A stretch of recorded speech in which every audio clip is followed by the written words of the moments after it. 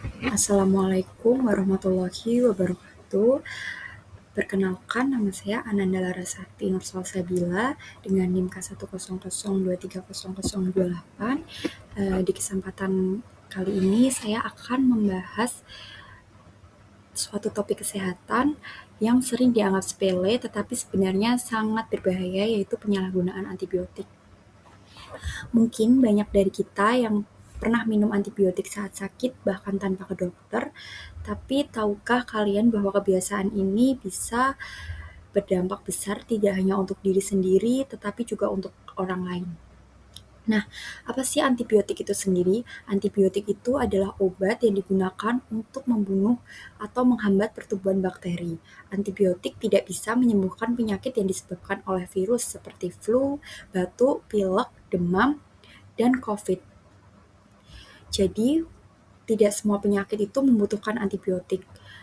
Lalu, apa sih topik yang akan saya bahas kali ini, yaitu tentang resistensi antibiotik. Resistensi antibiotik sendiri adalah kondisi ketika bakteri menjadi kebal terhadap antibiotik. Artinya, antibiotik yang dulu ampuh sekarang tidak mempan.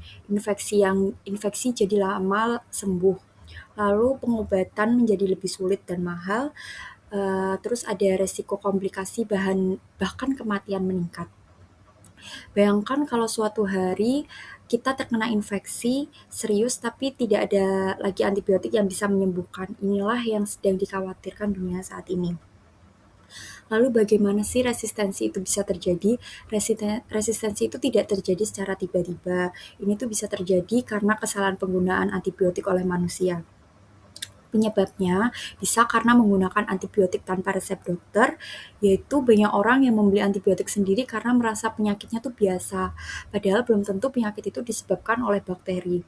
Yang kedua, ada menggunakan antibiotik untuk penyakit non-bakteri, contohnya flu, batuk, dan pilek. Karena penyebabnya virus, antibiotik tidak bekerja, tetapi bakteri di tubuh kita itu bisa menjadi kebal.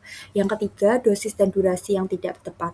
Minum antibiotik tidak sesuai aturan, misalnya seharusnya 3 kali sehari diminum 1 kali, seharusnya 5 hari hanya 2 hari. Yang keempat, menghentikan antibiotik sebelum terapi selesai. Banyak orang berhenti minum obat karena merasa sudah sembuh, padahal bakteri belum mati sepenuhnya dan bisa menjadi lebih kuat. Dan yang terakhir itu ada penggunaan antibiotik di peternakan dan pertanian.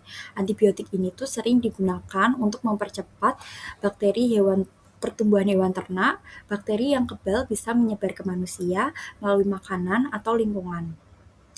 Dampak resistensi antibiotik sendiri itu, jika resistensi terus meningkat, maka penyakit menjadi sulit disembuhkan. Lalu ada waktu rawat inap yang lebih lama, ketiga bisa biaya pengobatan yang meningkat, dan yang terakhir itu resiko penularan ke orang lain lebih besar.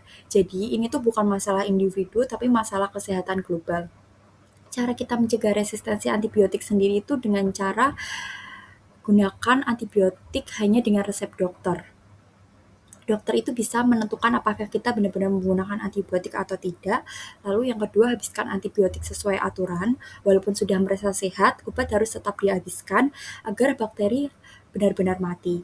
Lalu yang ketiga, jangan berbagi atau menyimpan sisa antibiotik. Obat yang cocok untuk satu orang belum tentu cocok untuk orang lain juga.